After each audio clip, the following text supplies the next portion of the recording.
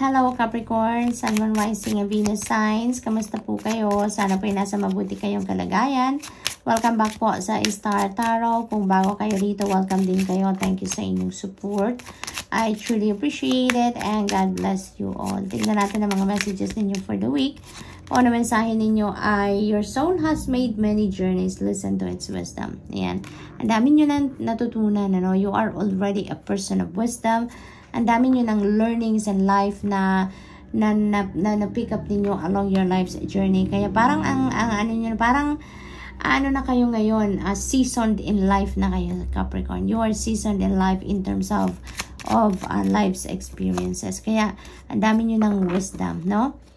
Listen to your own inner voice. Your knowledge is within you. See, Capricorn, halos parehas ang sinasabi ng mga cards na to, na alam nyo, no? Your soul knows. Your soul has made many journeys talaga. Kaya your soul is very knowledgeable. Your soul knows kung ano ang best para sa inyo. Kaya kung may mga decision kayong kailangan gawin, may mga plano kayo na gusto ninyong i-roll out na pero maaaring nagdadalawang isip kayo, you know, ask yourself.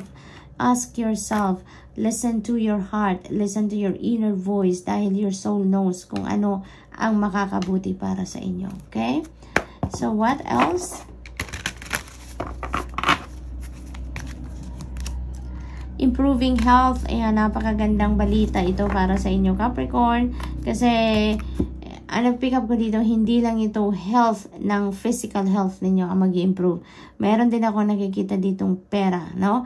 Meron din ako nakikita ditong financial situation. Your financial situation is going to improve then, no? Aside from your health, from your physical, no? Health. Kaya napakaganda nito. Makakaramdam na kayo dito ng pagbuti ng inyong pakiramdam, paglakas ng inyong pangangatawan, no? Kung meron kayong mga iniindang sakit, maari din na naririnig ko na dito, siguro ang iba sa inyo maraming gamot na iniinom and maybe, no, mabawasan na, no, yung iniinom ninyong gamot. Maaring meron nang tatanggalin ang doktor dyan na iniinom ninyo dahil bumuti na ang kondisyon ninyo sa kung ano man parte ng katawan ninyo, no? Yun din na napipick up ko. But of course, it's not going to resonate with everyone. So just take as it resonates. Okay, Capricorn? At pagdating naman sa financial, no, maaaring magkaroon kayo dito ng financial blessing, financial breakthrough dito na hinihintay ninyo at maaaring dumating na yan. Kaya mag-improve na din ang inyong sitwasyon pang kaperahan. So we have be assertive. Ayan, be confident, be assertive. Kung ano man ang gusto ninyong gawin dito, kung ano man ang inyong binabalak, as long as it's for your own good, no, Capricorn, do it. No, wag na kayong mag-procrastinate, wag kayong magdalawang isip, no? Follow your inner voice dahil ipupush ka niyan at ipupush ka kung saan ka dapat pumunta, kung ano ang dapat mong gawin, ano ang desisyon na kailangan mong gawin, no? So, what else? Recovery. Ayan. So, most likely talaga, no, yung dalawang ito, no, ang pakiramdam ko, magka-isa lang ang sitwasyon na to, no? Money and physical health, no? Talagang magi-improve na ang inyong sitwasyon pangkaperahan at ang inyong pangangatawan, no? May recovery na kayo dito na ma-experience. So what else for Capricorn? We have hope and love and acceptance. Love is yours. Recognize your divine worth and choose loving thoughts. Ayan. Lagi lang kayo dito sa hope and faith ninyo, no? Yun ang lagi ninyong buhayin sa inyong dibdib, Capricorn. Dahil with that, kahit anumang klaseng sitwasyon ang ma-encounter ninyo, anumang klaseng obstacle or challenges ang ma-encounter ninyo sa buhay, when you have your hope and faith alive sa puso ninyo, ay nako, wala kayong hindi mapagtatagumpayan, no? Lagi kayong mag-a-attract ng solusyon, lagi kayong mag-a-attract ng magandang ganap, no? Na laging magiging maayos ang inyong sitwasyon dito. Laging bubuti ang inyong sitwasyon, okay? So what else? We have Archangel Michael, trusting heaven. You are safe. Angels stand close. Surrender your concerns and allow a miracle to occur. Ayan. So, huwag kayong matakot. Be assertive, no? About yourself sa inyong mga gagawin. Huwag kayong matakot. You have nothing to fear. You have nothing to worry about. dahil lagi kang may gabay, lagi kang pinoproteksyonan at ginagwardyahan ng mga angels ninyo, no? Archangel Michael, siya yung pinakapinuno, kumbaga ng parang army of angels. Kaya sinasabi dito ni Archangel Michael sa iyo na you are safe, okay? You are safe. Laging nandyan sa inyong tabi ang inyong mga guardian angels. Kaya kung ano man ang mga concerns ninyo, ano man yung mga pinag-worry ninyo, lift them all up to God, no? And to the rest of your spirit team, because they will take care of it for you. Okay, Capricorn? We have Commander Ashtar, call to action. Ayan, take charge, lead by example, and walk your truth. Ayan, so it's time for you talaga to take action na, Capricorn, no? Be assertive na ngayon, take action. Now is the time for you to move, no? Move forward, move on with your life, kung ano man ang panggagalingan ninyo dyan, okay? For others of you, this could be, leveling up of your position sa trabaho. Maaring ma-promote ang iba sa inyo dito sa isang leadership role, no? Maaring magiging supervisor na kayo, maaring magiging manager na kayo, maaring ganon. So what else? We have Hermit energy.